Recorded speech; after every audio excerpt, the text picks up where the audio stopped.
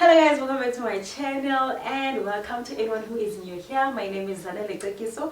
I am a registered South African nurse and I am on YouTube to document my life as a nurse in South Africa. If that is the type of content you would like to enjoy, please do hit the subscribe button and consider joining This Is Messy. I'm so glad that I'm actually seated here today and I am able to shoot this video because I honestly did not want to miss my second deadline of doing HIV content. So today we are going to talk HIV in breastfeeding, and I just don't want us to waste any time. I just want us to get into today's video already. So this is how I'm going to tackle this video. I'm going to talk to the mothers whose viral load is lower than detectable limit, and then I'm gonna secondly talk about the mothers whose viral load is high, like above 1,000 copies. That's what we consider high in this particular case of labor and delivery as well as breastfeeding, right? So when we're saying a mother's viral load is low, it's when it is lower than detectable limit or less than 50 copies. But in this instant, this is what the guideline says. It says mothers whose viral load is less than 1,000 copies, we regard their infants, their babies, their bundle of joys. I think I must call them bundle of joys in this particular video. Let me not call them infants. But yeah, we are regarding mothers whose viral load is less than 1,000 copies. If you watched my previous video, you know what is a viral load. A viral load is the amount of viral copies in your blood. So if your viral copies in your blood are less than 1,000 copies, then it means you're gonna give birth to a bundle of joy that we as healthcare workers are going to regard as a low-risk infant, right? If you're gonna give birth and your viral load is above 1,000 copies, then the bundle of joy that you're gonna give birth to, we as healthcare workers are going to treat it or regard it as a high-risk infant. What do we mean by high risk and low risk? Low risk, basically, we are saying there are really little chances that baby got the virus from you in utero or during breastfeeding. Like, there are slight chances, like little chances. But when we are saying high risk, we are saying baby stands a high chance of getting the virus from you as mommy through breastfeeding or in utero. That's basically what high risk means and what low risk means, right? Now I want us to talk about the low risk infant. What treatment or what care will the low risk bundle of joy get from the healthcare workers? And also I want to encourage you mummies, especially if you're watching this video while you are pregnant or you're planning to get pregnant, I highly recommend that you have a conversation with your nurses. And I know that often and many a times people are saying they experience like resistance from the nurses, like nurses get annoyed, nurses become mean and rude. But I plead with you to find a strategy to build a good relationship with your nurse. I'm not going to talk about doctors because that's just another conversation that would require a video on its own when it comes to doctors and how they manage HIV. But like I said when I started the video, all my information comes from this, the National Consolidated Guideline, and this guideline is composed by experts in the field. So please try to establish a relationship with your midwife, with your nurse. The moment you get admitted, if it means you must bring them a chocolate, I'm not saying bribe anyone, but I'm saying it means you must, like, you need to build rapport basically. As much as healthcare workers need to build rapport with their patients, I would like to also encourage patients to build rapport with their healthcare workers. So on admission, be kind. I'm not saying leak what, but I'm saying be kind and show interest. I used to be fascinated by my clients when they would ask me questions and poke me about their own conditions, like poke my knowledge about their own conditions. So I encourage that you converse with your healthcare worker, right? So what's going to happen is you're going to deliver your beautiful bundle of joy, and we will have a viral load that is less than 1,000 copies. We are going to classify bundle of joy as a low risk infant.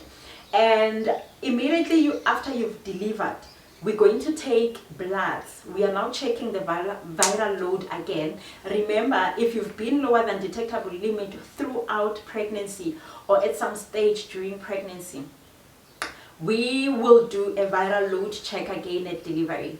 And when we do that viral load, you're obviously not going to get the results immediately. We will then discharge you home with baby.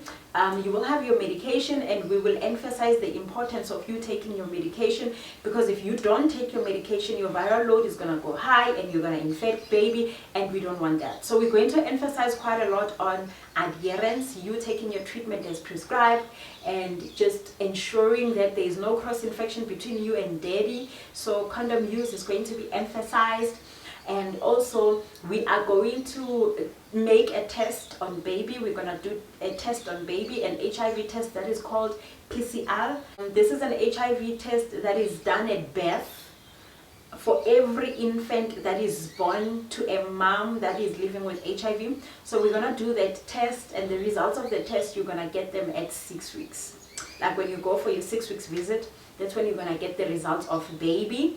But at birth, when we discharge you, we would have taken your bloods for the viral load. We would have tested baby for HIV, because we want to determine if baby got the HIV from the uterus or not, right?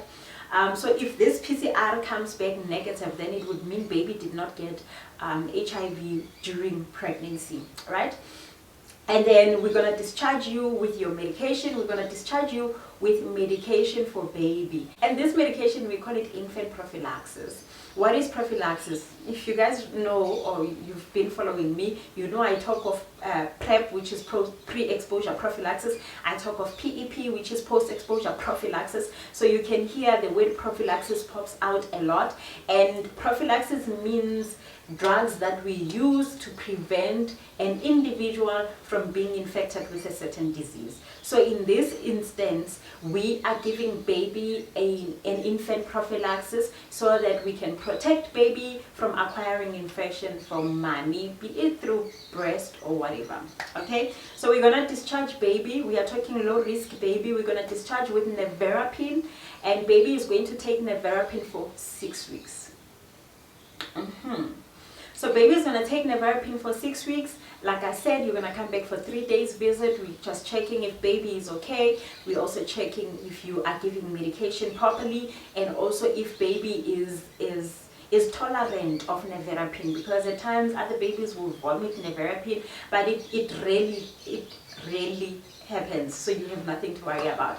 But 3 days, basically, we just want you to give us a report to say, how is nevirapine treating baby? Is baby taking nevirapine properly? Are you giving the correct measurements of nevirapine on baby? Because when on discharge, please, if you do not hear or understand what the nurse said you should give nevirapine, please ask and say, sister, can you repeat the dosage of nevirapine, because it's important for us to give the correct dose of nevirapine. Sharp 3 days passes, and now it's 6 weeks. At 6 weeks, we expect to check your viral load results, like the ones that we did at birth. No. Sorry, guys. Actually, the viral load results, if we don't get them at 3 days, you need to come back after 1 week.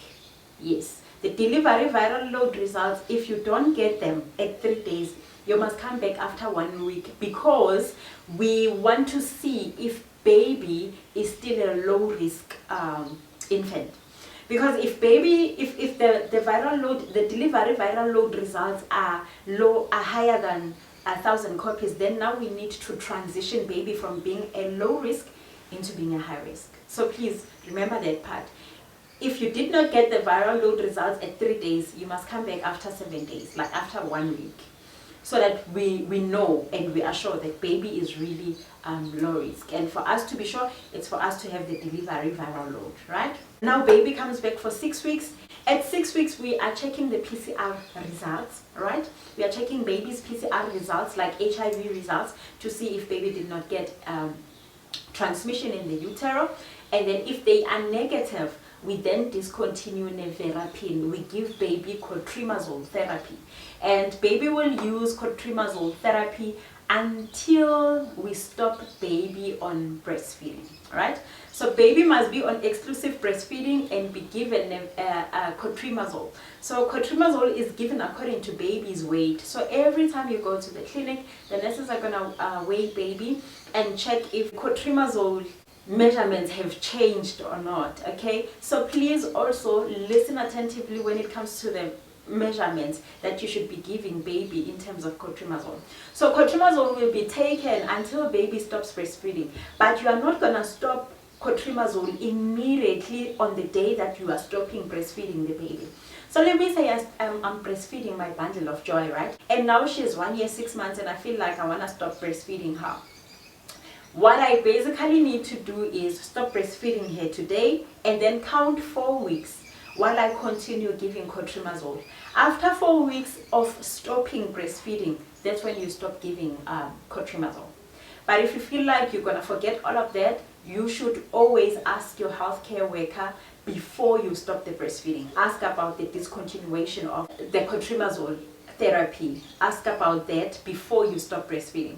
But it's important for you not to stop the cotrimazole immediately when you are stopping breastfeeding. You wait for 4 weeks, right? In this period, we are going to be testing baby for HIV. While you are with baby on cotri, again, we tested baby at birth and then we got the results at 6 weeks.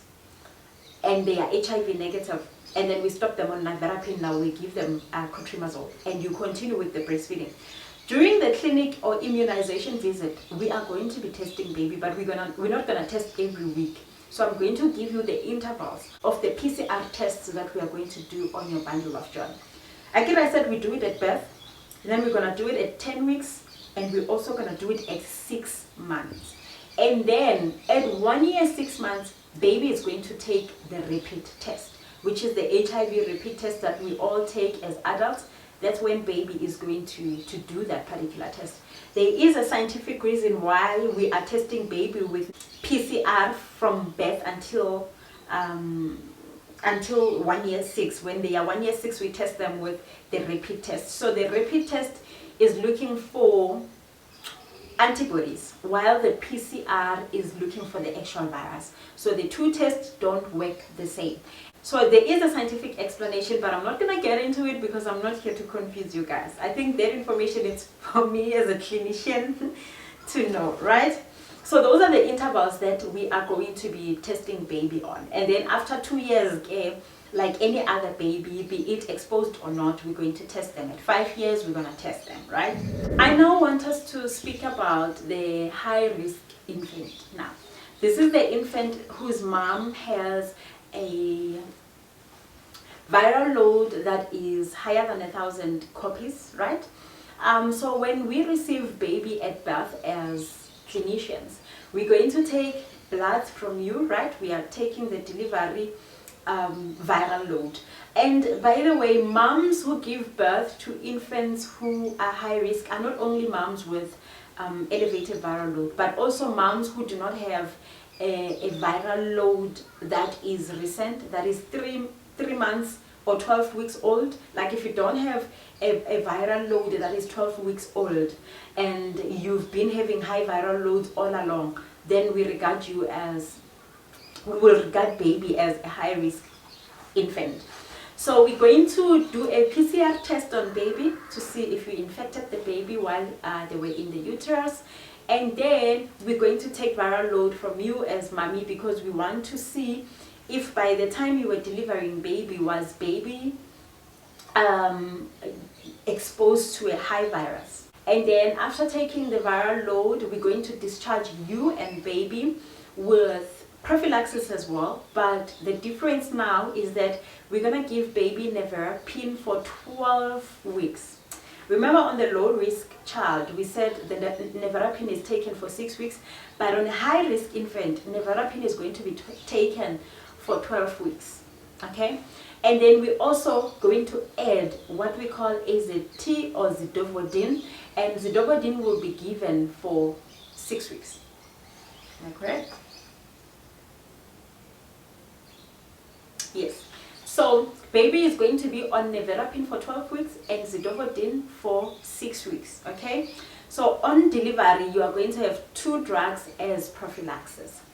And then you go home with baby. Obviously, baby gets taken care of.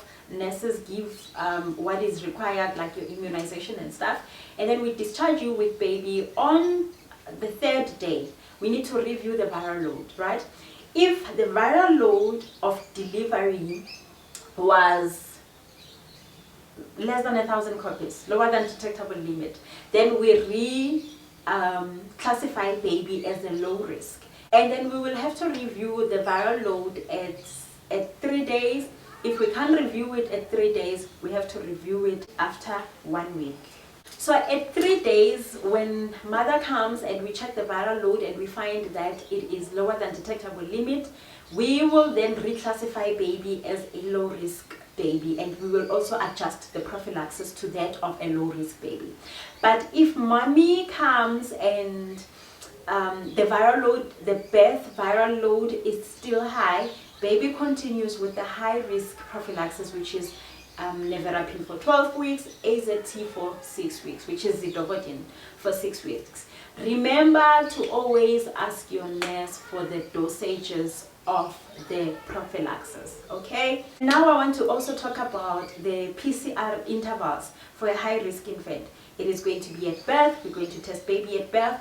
We're going to test at 6 weeks. We're going to test at 10 weeks. We're also going to do an HIV repeat test at 1 year, 6 months. Okay, when the bundle of joy is 1 year, 6 months, we're going to do an HIV repeat test. Okay, let's say now it's 12 weeks later. At 6 weeks, we discontinued AZT, and it's 12 weeks now, we are discontinuing nevirapine. We are then going to give baby cotrimazole therapy, which is what we gave the low risk baby at 6 weeks. Now your baby is going to get that at 12 weeks, which is 3 months basically. We're going to give baby cotrimazole if you are exclusively breastfeeding baby. And the rules around cotrimazole are the same as that one of a low risk infant. Your baby must be weighed, and the dosage of the cotrimazole will be adjusted according to baby's weight. Please always ask your nurse if you did not hear or understand what the dosage of the baby was at each and every single visit, okay? Now we're going to give baby cotrimazole, and baby will be on the cotri therapy as long as you are breastfeeding. You're going to stop baby cotri when 4 weeks after you've stopped breastfeeding baby. So the rules of cotri are the same. I'm now going to tell you guys about the things that we look at when it comes to the mom, or the things that you should expect as a mother when you are doing your visits. Your 3 days visit, the nurse or your doctor, your clinician is going to check your vagina, the sutures, ziyaqhaqheka. What is uqhaqheka in English? Guys,